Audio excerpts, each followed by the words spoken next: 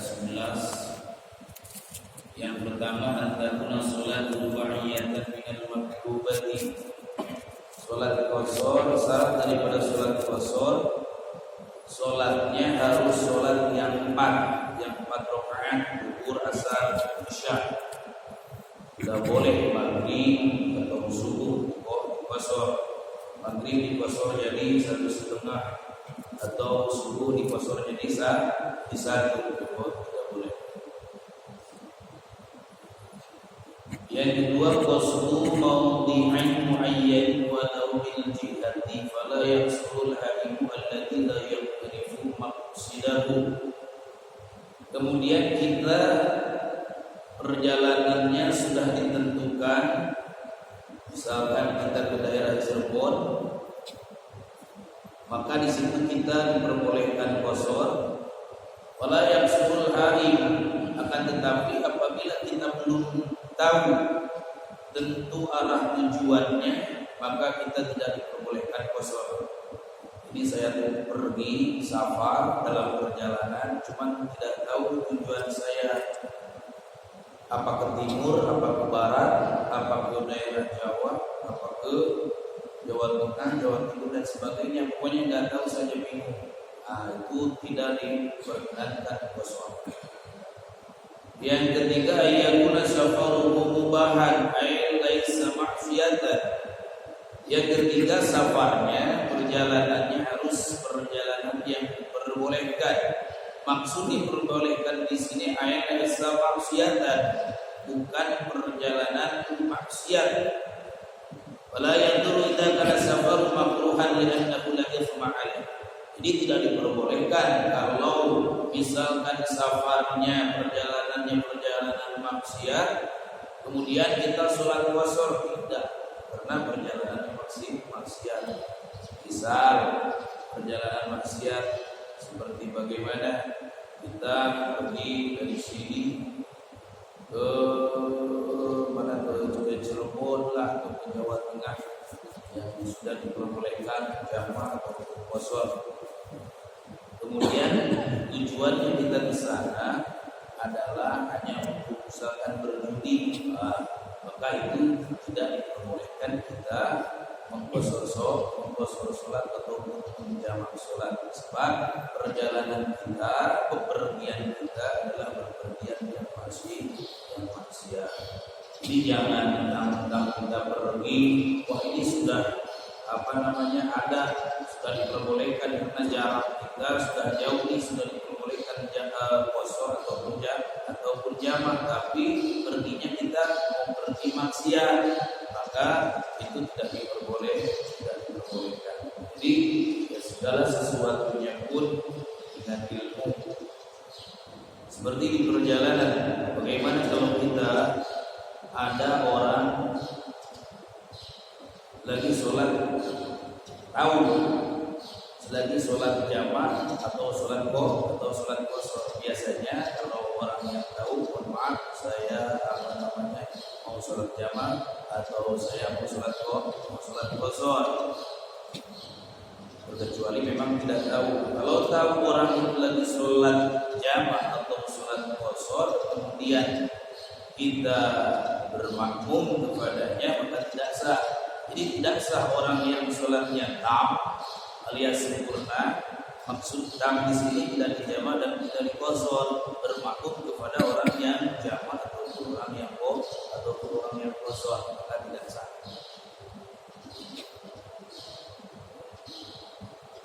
Nah, bagaimana kalau di masjid sendiri ada 2 jamaah, di depan ada imam sedang berjamaah, bikin lagi di belakang jamaah lain, bagaimana itu? Itu sama kayak bikin negara dalam negara, bikin perusahaan dalam perusahaan. Tidak boleh. Haram kita sholat berjamaah, di depannya ada sholat jamaah, di depannya ada sholat jamaah. Nah begini, disinilah kita harus tahu, harus paham tentang ilmu. Jangan hanya ada rasa kebencian kepada seseorang, kemudian dalam sholat pun kita tidak ikut, kita tidak mau masjid terus sementara hatinya kayak sampah. Hatinya penuh dengan kebencian, sujud sujud aja. Tapi Masya Allah di hati ini gundul aja gundul. Lihatnya imamnya iya, malas gua balik lagi atau bimbing sholat lagi di belakang. Kalau memang tidak suka pun jangan memperlihatkan kebencian kita. Kalau memang mau ikut sholat ya sholat aja, tapi mufaraqah aja. Niat kita tidak bermakna, niat berpisah aja. Gak usah ikut jamaah, walaupun memang pada gerakannya ikut bareng. Pun kadang-kadang ini ya hati-hati kita ke masjid tapi hati kotor. Kebanyakan kita anggota tubuh sholat, tetapi hati kita tidak sholat. Kenapa? Karena di hati kita masih banyak Tuhan. Tuhan kita bukan Allah doang. Jadi yang namanya musyrik, Masya Allah, nggak kelihatan sebetulnya. Bukan kita hanya nyembah gunung saja. Di hati juga Tuhan kita masih banyak. Ketika kita sholat, Masya Allah, yang ada dalam hati kita selain Allah, sudah itu Tuhan kita. Nah maka di sini kita perlu sedikit demi sedikit untuk mengkaji, belajar daripada ilmu tasawuf. Apa tasawuf? Tasawuf itu adalah tasfiyatul qalbi anir radail, membersihkan hati kita anir radail daripada penyakit-penyakit. Repot kita kalau sudah di hati ini banyak penyakit, apalagi melihat kita kepada teman kita, melihat kita kepada saudara kita dengan pandangan kebencian yang ada di dalam hati kita. Mau sampai kapan? Kita ini sudah pada tua semuanya.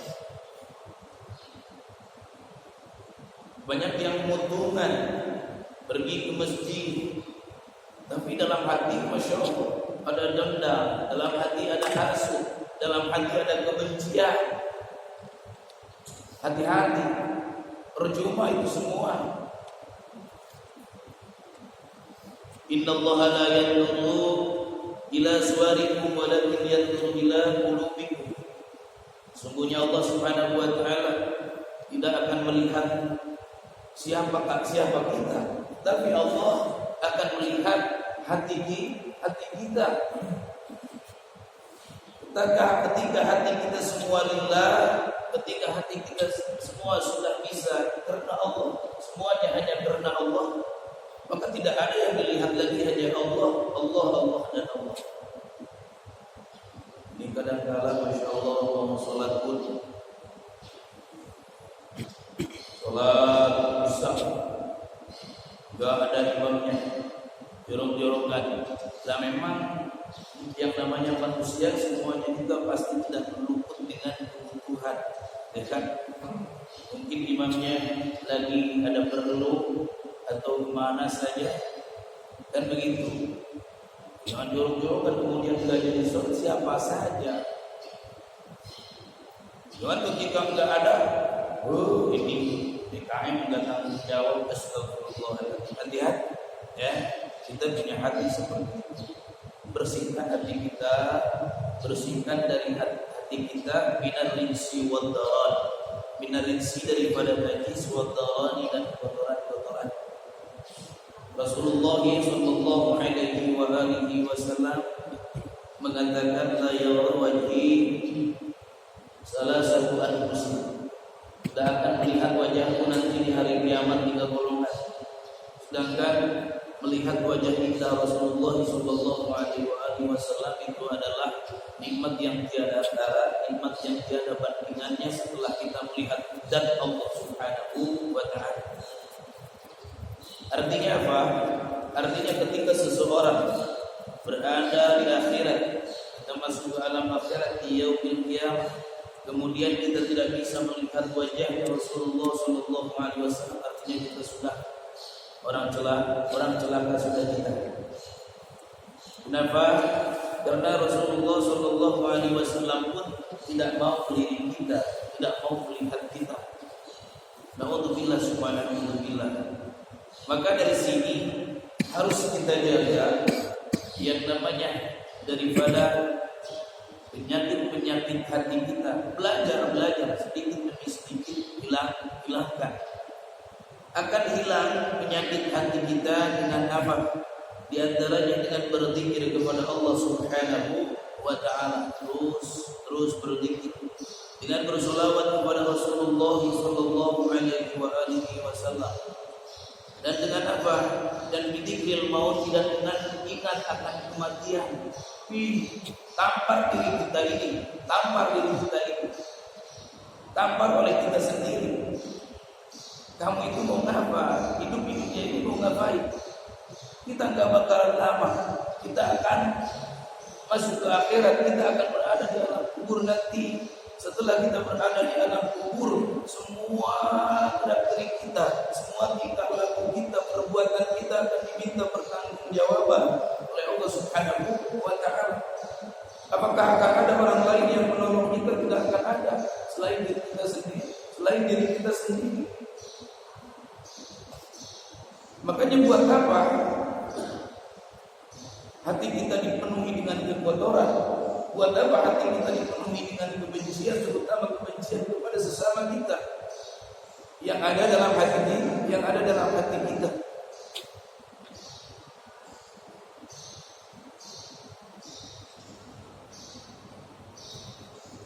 Jadi tetap semuanya harus dengan ilmu.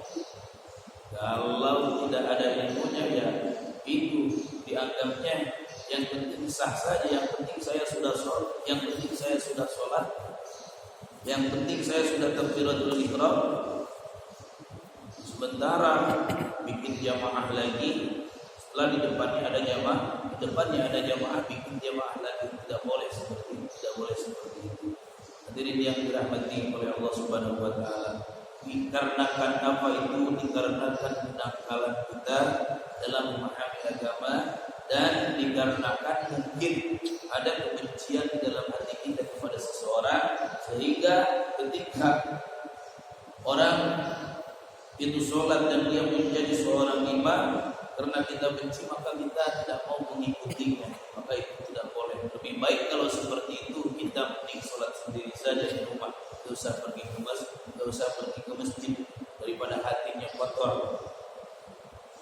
Ya, beginilah para alim ulama itu betapa menjaga hati ini seperti apa, agar sedikit pun hati ini tidak pernah kotor. Kenapa? Karena beribu-ribu kali kita sujud kepada Allah, istiqomah kita dalam taat dan ibadah kepada Allah seperti apa, akan tetapi ketika dilihat daripada hatinya penuh dengan sampah, maka nonsen, semuanya tidak akan diterima oleh Allah Subhanahu wa taala.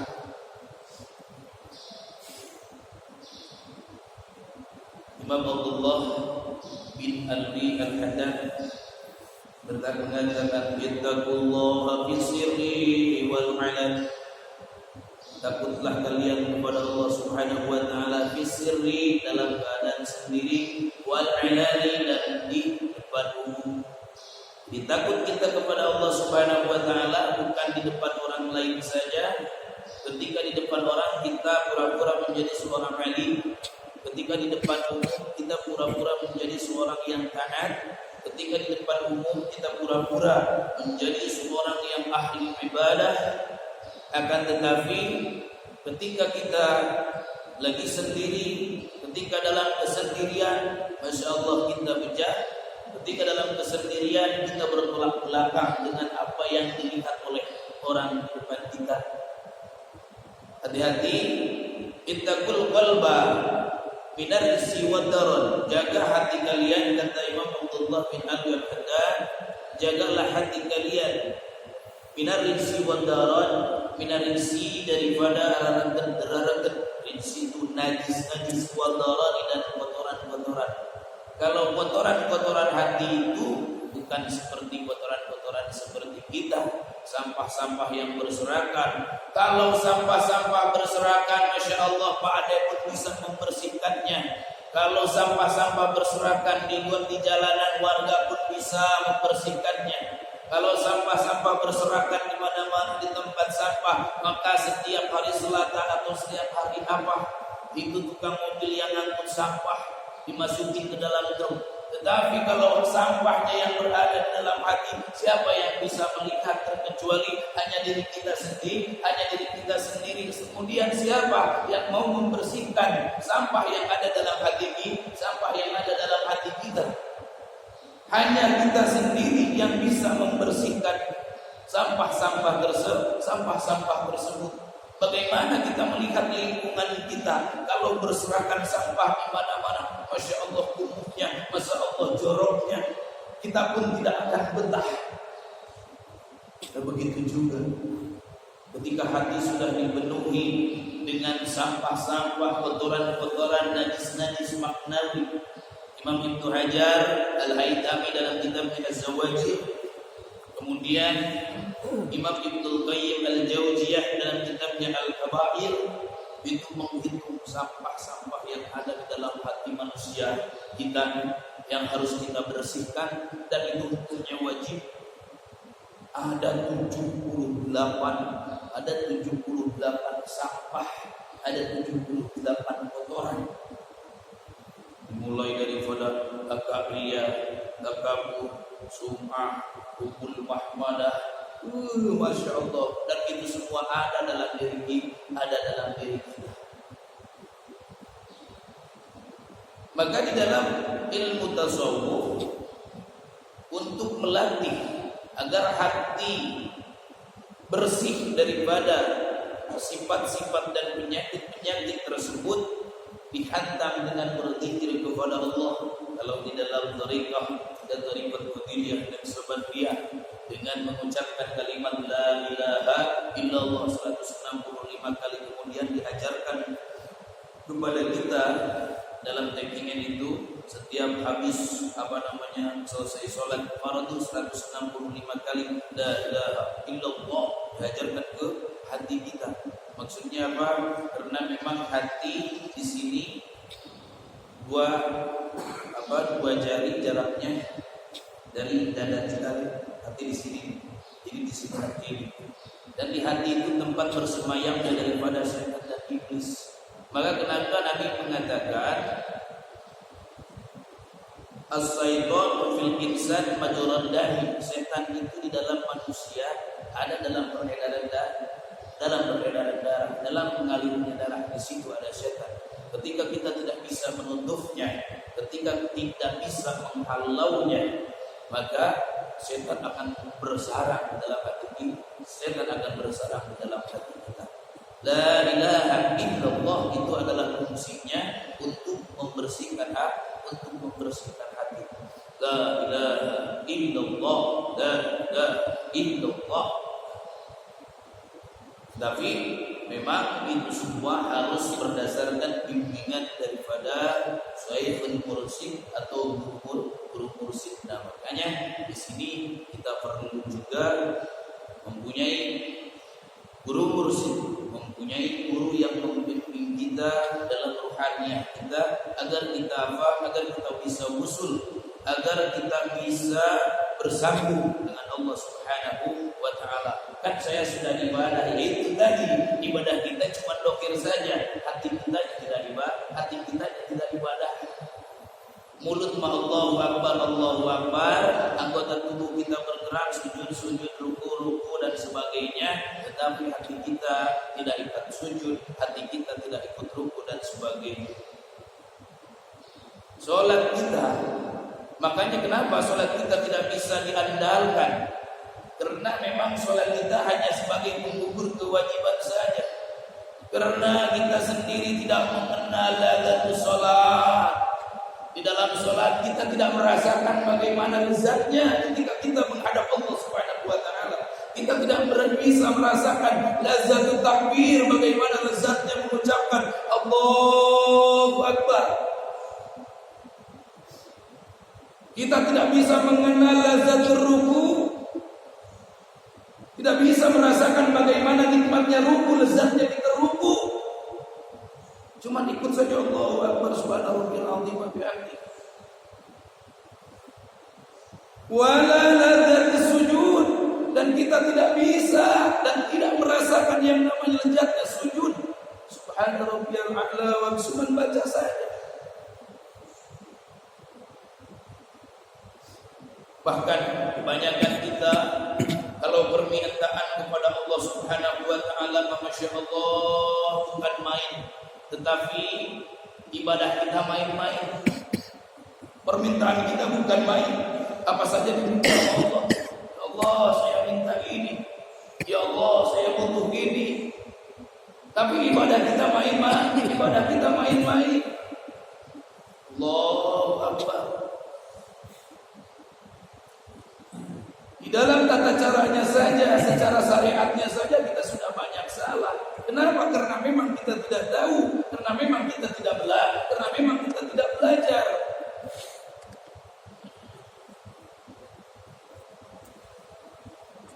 Permintaan kita kepada Allah Subhanahu wa taala beribu-ribu, tetapi kita dalam salat masya Allah terburu-buru. Pengennya cepat kelar saja, pengennya cepat kelar. Enggak bisa belajarkan, merasakan lezatnya salat sehingga kita bisa berlama-lama bercengkrama dan munajat dengan Allah Subhanahu wa taala.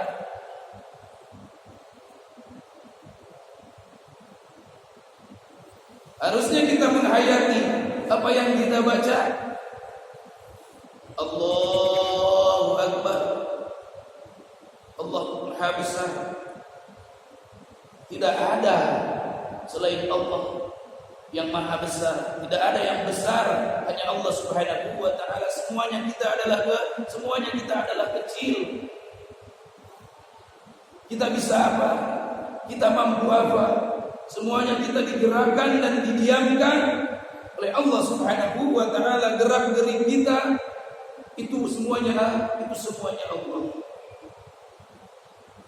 Padahal sebetulnya kita sadar pada ke-situ semua, bahwa segala sesuatunya di dunia ini semua telah diatur oleh Allah Subhanahu wa taala. Akan tetapi tetap kita masih dipenuhi dengan keraguan-keraguan. Kalau saya nggak kerja nggak makan,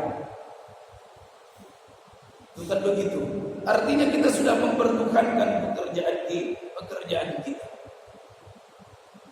Padahal kita tahu kerja itu hanya sebab, kerja itu hanya sebab, kerja itu hanya syariat.